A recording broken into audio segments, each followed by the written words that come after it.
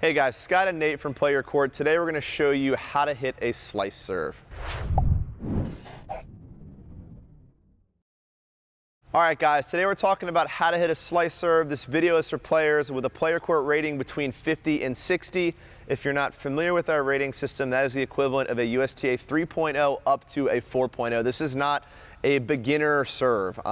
This is something we want you to learn once you get comfortable with a regular flat serve. This is hopefully something, as you start to improve your game, you can add as a second serve, but there's tons of other benefits too, Nate. Why do we have to add a slice serve into our quiver here? The can opener, big weapon here. All right, so for you righties on the deuce court, I mean, just a fantastic weapon to get your opponent off the court.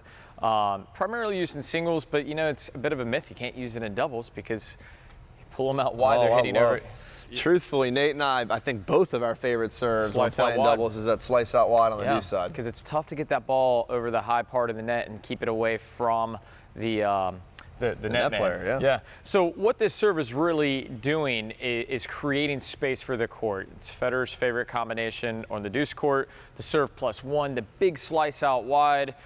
They return the ball somewhere middle, maybe even further wide, and he hits in the open space down the line. All right, and so this is really the heart of this serve, is creating space.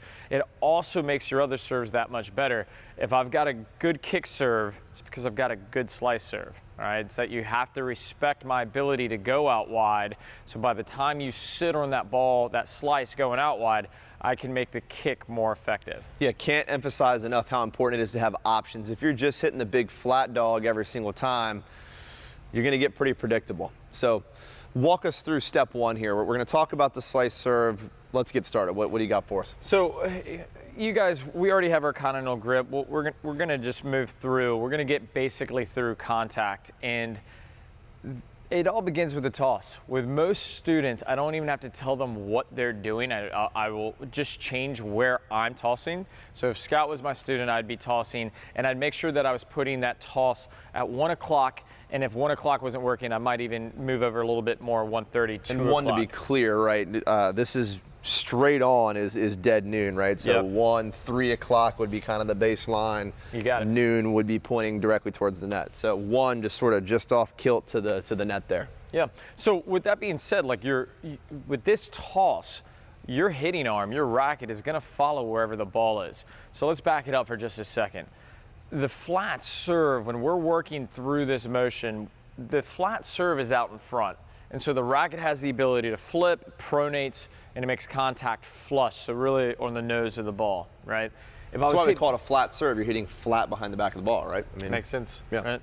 So if I'm hitting a kick serve or a topspin serve, what's happening is now I'm putting the ball behind me, and my racket really just wants to travel in the same path as the flat serve. I'm just getting caught making contact here, hopefully intentional, right? And I'm working away from the ball. But again, it's about ball placement. So with the slice serve, it is absolutely 100% necessary to keep the ball, if I'm a righty, to the right of me, about 1 o'clock. And what's going to happen is my racket, as it chases the ball, I'm going to start opening up, and the racket is actually going to have the face of the racket closed.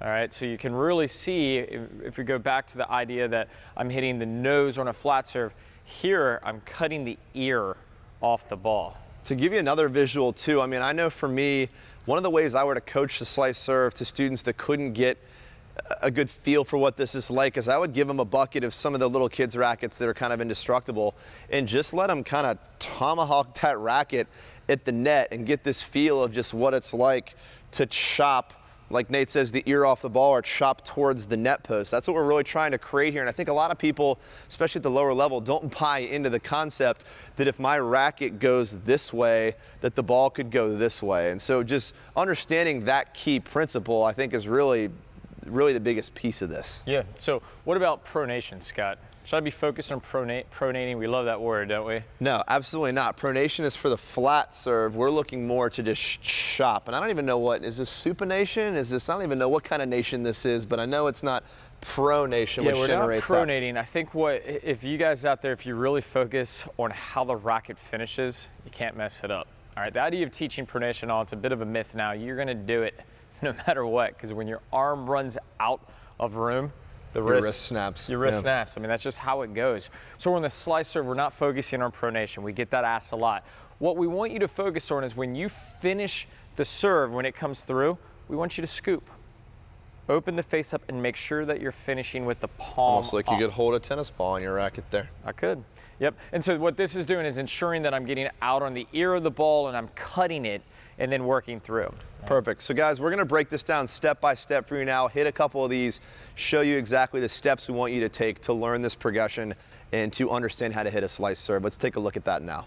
All right, guys, so let's go through this step by step. Step one is obviously the toss. We talked about 1 o'clock, straight ahead being noon, so we're going to adjust to 1 o'clock.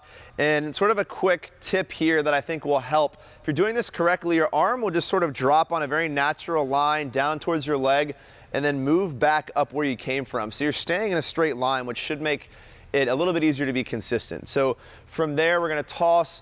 We then want to reach up to that ball and chop towards the net post, and as Nate mentioned, follow through in a scooping motion to avoid that pronation that we don't want to see that creates the flat serve. So on this slice serve, again, the big focus when you make contact with the ball is the chop. So I'm going to go slow here without the follow through just to really give you a good visual of the path the racket is traveling in to generate this slice. Let's take a look. So you can see I chop towards the net post. Even though my racket's moving in this direction, it generates the slice in the spin that pulls the ball to the left. Let's take one more look.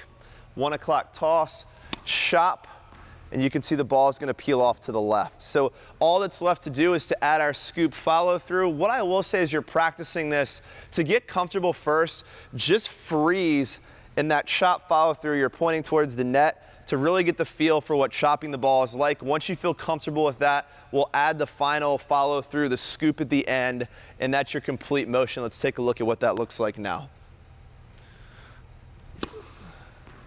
So I hope you enjoyed this video. I really want you to improve your tennis game. The problem is I don't really know anything about you or your skill level. So what I want you to do, click the button below, answer a couple of quick questions for me about your game. I'm then going to send you custom tailored content with things that you specifically need to be working on to improve your game. Just click the button below, answer a couple of questions, and I'll do the rest.